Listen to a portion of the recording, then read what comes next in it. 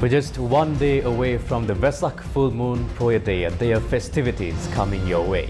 Good afternoon, this is Lunchtime News. You're watching TV1. You're here with me, Sandro Sathijit. Before we go into your news in detail, let's take a look at your top stories.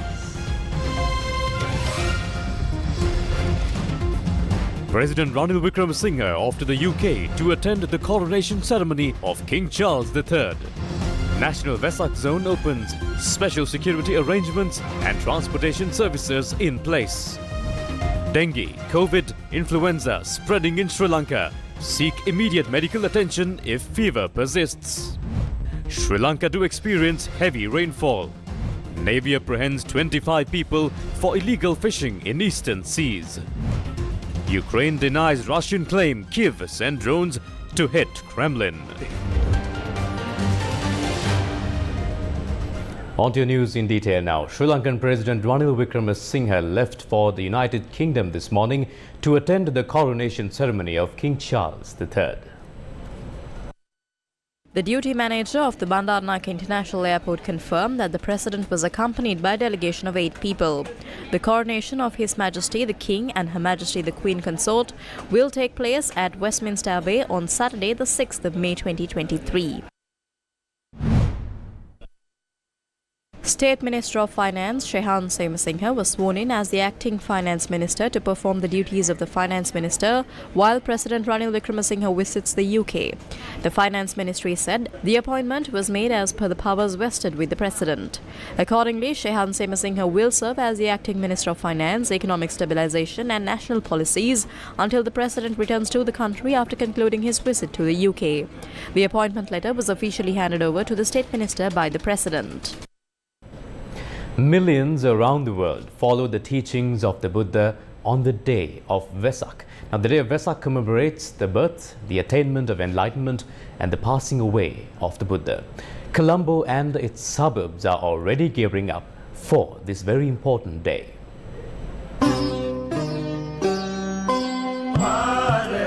Several pandals have been set up across Colombo, bringing the spirit of Vesak. Whenever someone speaks of Thotalanga, the first thing that comes to a person's mind is the massive Vesak pandal that is constructed during the Vesak season, and the construction of the majestic work of art is in its final stages.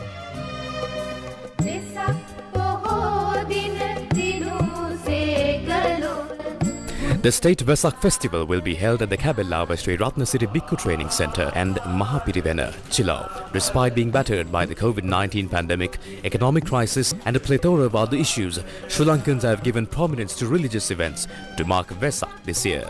Preparations were underway in Haddon to celebrate Vesak.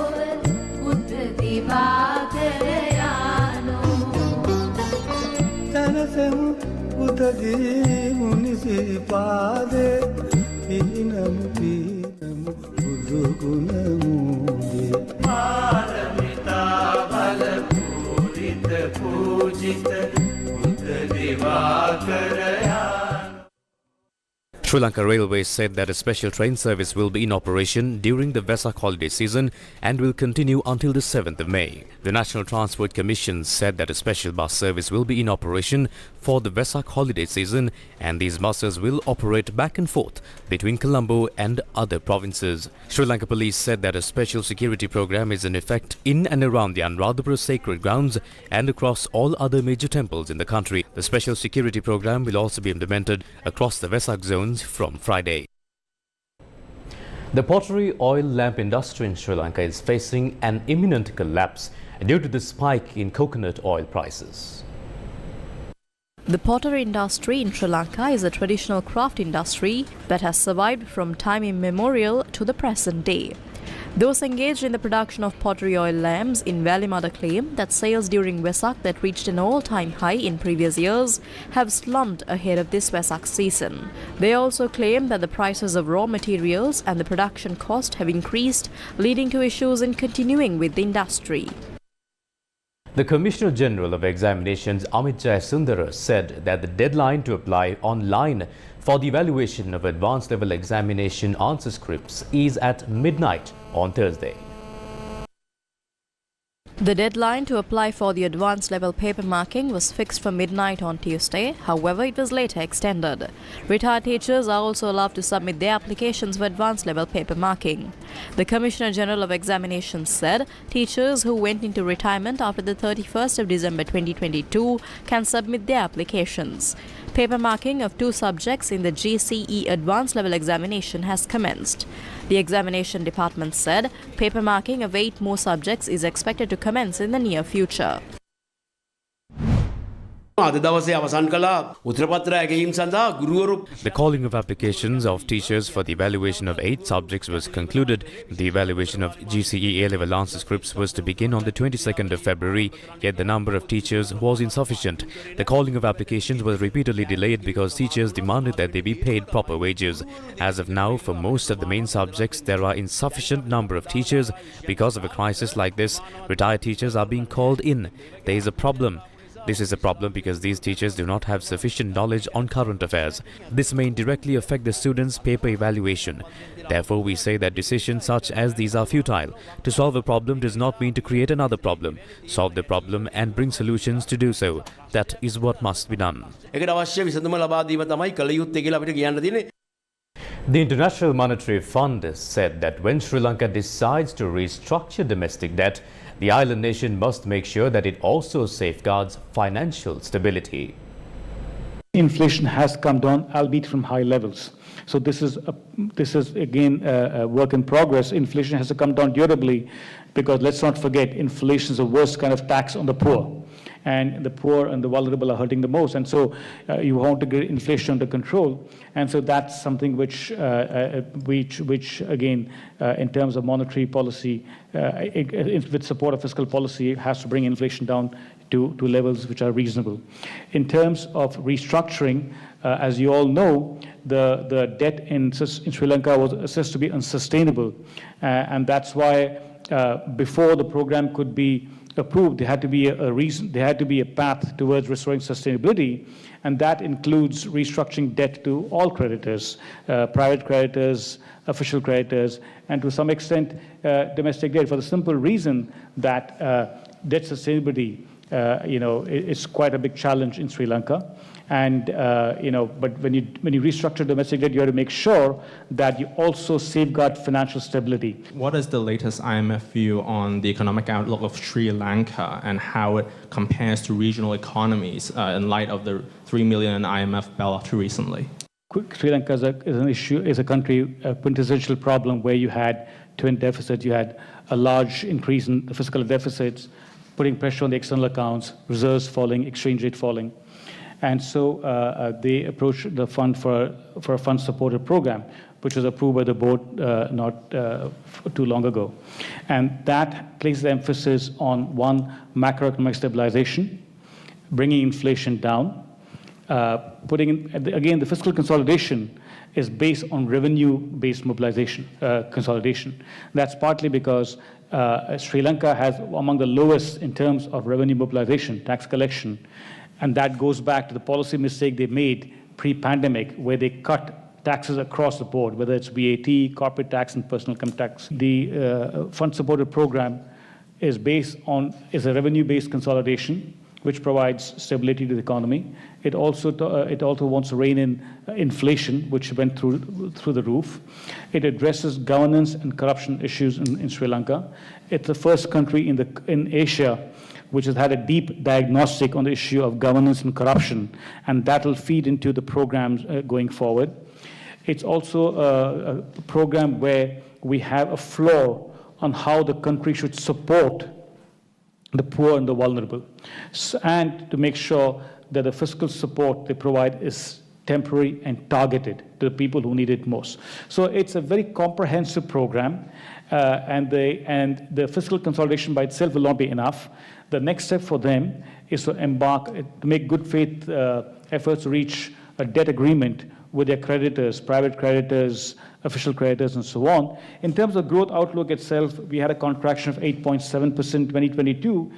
We have growth contracting at 3% in 2023, and then making a mild recovery. But the issue will be for Sri Lanka to implement the program well, so that debt can be made sustainable, which is the big difference from previous programs, and the country can be put back on the path to prosperity. Minister of Foreign Affairs Ali Sabri has urged all parties to agree on a meaningful debt relief program for countries under debt relief. He was delivering the Sri Lankan intervention at the 56th annual meeting of the Asian Development Bank in Incheon, South Korea. I believe regional developing partners like ADB are expected to play a bigger role guiding the highly impacted countries to face the current challenges. I appreciate ADB's commitment to help its developing member countries to recover from the COVID-19 pandemic by allocating $20.5 billion from its own resources in 2022. I am happy to announce that today we are looking forward with a glimmer of hope as we have just navigated our way out of the abyss of extreme complication we faced. Suffering of the Sri Lankans have been eased to a certain degree. During the last 10 to 12 months, we have adopted strenuous and difficult actions to control the inflation. And recently we have seen our currency, the Sri Lankan rupee, is marginally appreciating. But we are aware that we cannot be satisfied with the little progress we have made thus far. Sustaining this development is the demanding task ahead of us. Today we begin a new journey to build a vibrant and resilient economy to face the current challenges. Learning from the past, we are undertaking painful reforms. We have laid the basic foundation for transforming the economy and have launched a comprehensive economic reform program seeking to stabilize the economy and to address the macroeconomic challenges. I wish to highlight the successful conclusion of the negotiation with the International Monetary Fund entering into a EFF facility. Sri Lanka remains committed to debt resolution consistent with the IMF program. I urge all parties to agree on a meaningful debt relief package for the countries who are under debt stress. I am confident that by moving forward, we will be able to improve fiscal performance and stabilize the economy in near future. I wish to underscore the importance of financial support from our multilateral and bilateral partners to bridge financing gaps that may arise in our recovery process this year and in the coming couple of years, especially the expenditure required for the social protection in the medium term. Sri Lanka is not alone in that trajectory.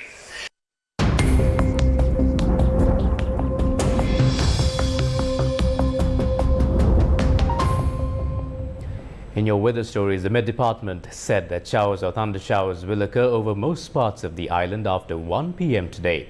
They added that fairly heavy showers above 75 millimeters are likely in some places. Showers will occur in the western and northwestern provinces and in the Jaffna, Kilinochchi, Mana, Galle and Mathura districts during the morning. Fairly heavy showers above 75 millimeters are likely at some places in the eastern, Uva, north central and northwestern provinces, and fairly heavy showers about 50 millimeters are likely at some places elsewhere. Strong winds about 40 to 50 kilometers per hour can be expected at times over the western and southern coastal areas. The landslide early warnings issued to Badulla, Mathura and Kegalle districts were extended again. The early warnings were for the Haldamulla and Pasara Divisional Secretariat areas in the Badulla district, Kegalle Divisional Secretariat in the Kegalle district and the Kottapulla and Paskoda Divisional Secretariats in the Mathura district. Sri Lanka's health sector warns that an influenza virus is spreading across the country. Deputy Director General of Health Services Dr. G. Vijay Surya said if fever persists, one should immediately seek medical attention. The influenza virus, COVID-19 and dengue are currently spreading across Sri Lanka and the common symptoms among all is fever. According to the health officials, the number of daily reported COVID-19 and dengue cases are on the rise. The health ministry said 5 COVID-19 patients were reported in Sri Lanka on Wednesday. Health officials warned that dengue is reaching a high risk level and 18 dengue-related deaths have been recorded so far in 2023. At the same time, 700 dengue cases were reported within 3 days. Deputy Director General of Health Services Dr. G. Vijay Surya said if fever persists, one should immediately seek medical attention.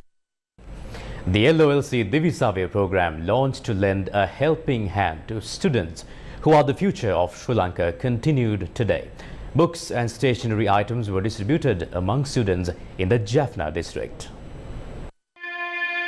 Under the Divisavya program, books and stationery items were provided to school students from the most economically challenged parts of Sri Lanka. This worthy initiative is a collaboration between the LOLC Group and the Ministry of Education.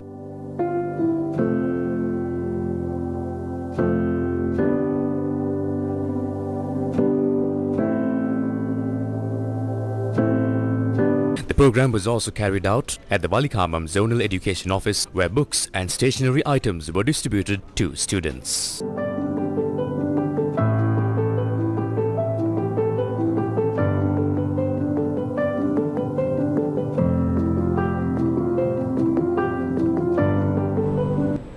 On to other news now. The Navy apprehended 25 people for illegal fishing in the eastern seas. The Navy apprehended 25 people who engaged in illegal fishing during a search operation conducted in the sea area of Coral Cove, Trincomalee on the 2nd of May 2023. The operation also led to the seizure of 5 dinghies and unauthorized fishing equipment used for the illegal act.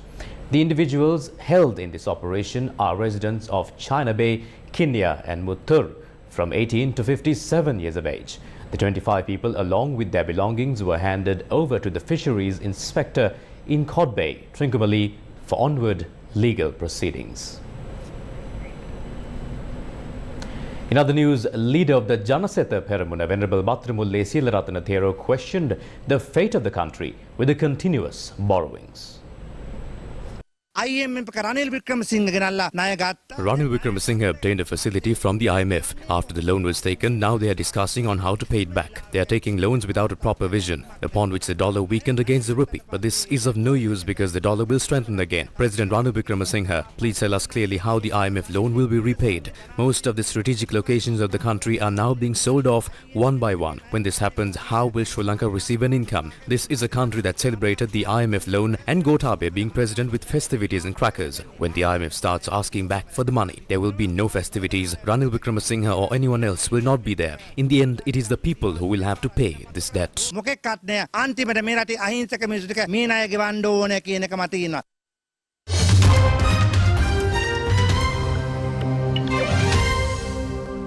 Now, in news overseas making headlines across the world, former Russian President Dmitry Medvedev drew a comparison between Ukraine and Nazi Germany on Wednesday after 2 drones targeted the Kremlin. Now, the vice chair of the National Security Council urged Moscow to retaliate against President Volodymyr Zelensky. Russia claimed Ukraine launched an attempt to kill Russian President Vladimir Putin with a drone strike on the Kremlin overnight on Wednesday, an extraordinary allegation that was met with forceful denials in Kiev. The Kremlin said the attack was foiled and the alleged drones destroyed. A video that appeared on social media shows a bright flash and a puff of smoke over a part of the Kremlin, the official residence of the Russian president and the most potent symbol of power in Moscow. Former Russian President Dmitry Medvedev wrote on Telegram that there are no options left but the physical removal of Zelensky and his clique. Kiev has officially denied having anything to do with the drones. Zelensky insisted that Ukraine fights on its own territory and has no weapons to reach Moscow. Ukrainian media reported a series of explosions in the capital and several other cities, with air defenses activated to repel alleged Russian drones and missile attacks on Thursday morning. The Russian Defense Ministry has so far not commented on the alleged strikes. Now, Asian investors have joined a series of landmark international lawsuits being filed against the Swiss government over its handling of the takeover of troubled bank Credit Suisse. In March, Swiss authorities forced Credit Suisse to merge with larger rival UBS amid fears it could collapse. The move rendered worthless $17 billion of bonds held by investors. A bondholder in Singapore who spoke to foreign media anonymously, who was already a Credit Suisse client for several years, bought around $500,000 worth of bonds in January, despite the bank having been hit by a series of scandals and compliance problems over the past years. He said, quote, "Whenever I spoke to them, the bank gave me constant reassurances that this is just a blip, so I decided to go for it. I didn't feel like I was gambling," unquote. Companies sell bonds to investors to raise the funds they need, paying the money back over time with a premium. A type of bonds he bought from Credit Suisse are known as AT1 bonds or contingent convertibles. They normally carry high yields for investors but are considered among the riskiest bonds that banks issue. Investors know that in dire circumstances this type of debt can be written down to zero, which is exactly what happened when UBS was told to take over Credit Suisse. The Swiss finance regulator FINMA has not commented directly on the lawsuit, but in March said the contractual conditions for a write-down were met. That's all for now. For more news, the latest news rather, visit our website www.newsfirst.lk and stay updated with the latest. Bringing you the news from the news desk, this is Sandro Sathajit signing off. Take care.